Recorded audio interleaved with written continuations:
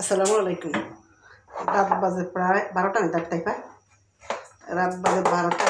এখন আমার তামিমের পিঠে পাটিসাপটা পিঠা খাইতে মন চাইছে। এখন আমি পাটিসাপটা পিঠা বানাইতে আছি। দেখছেন, খেজুরের গুড় দিয়ে করছি, একটু দুধ দিছি, একটা ডিম দিছি, চাউলের গুঁড়া দিছি, সাথে এই যে নারিকেল বাটা দিতেছি, তাহলে বেশি টেস্ট হয়। ছেলে মেয়ের আবদার বলে কথা।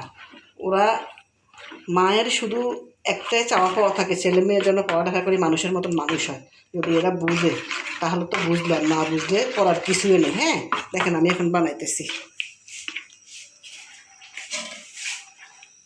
আমার মতন এরকম কে কে মা কোন মারা আছেন রাত জেগে পিঠা বানান, মনে হয় না। আমি কিন্তু বানাই, তারপরও আমি ছেলে মেয়ে দেখছাই, ছেলে মেয়েরা মানুষ হোক।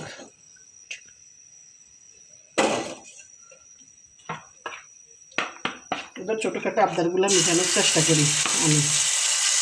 দেখছেন, পাটিসাপটা পিঠা বানাইতেছি। এটা একটু প্রথমে বেশি তো তাই একটু খারাপ হবে, পরেরটা কিন্তু খুব ভালো হবে।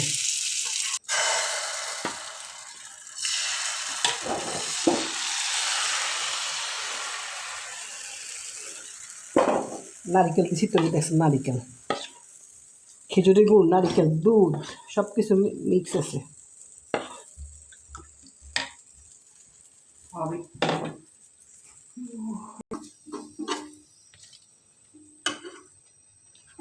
সে সুন্দর হইতেছে,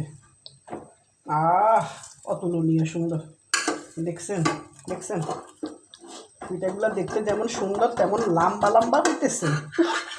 দেখছেন, বিশাল এক লম্বা পিঠা। দেখছেন, মাশাআল্লাহ, আমার কি গুণ, রাত জাগে পিঠা বানাই।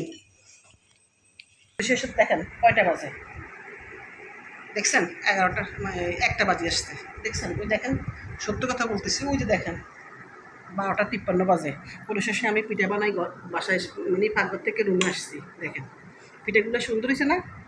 দেখছেন পিঠাগুলো অনেক সুন্দর হয়েছে, অনেক সফট হয়েছে। দেখেন কি সুন্দর কোন উঠছে, যে দেখেন কোন উঠছে, ফুলের মতন পিঠাগুলো হয়েছে। আর দেখেন আমার কিরকম ঘাম দিছে। দেখছেন দেখছেন আমি অনেক কষ্ট করে পিঠাগুলো বানিয়ে নিয়ে আসছি, নিশিরাত জেগে অনেক ঘামাইছে আমাকে।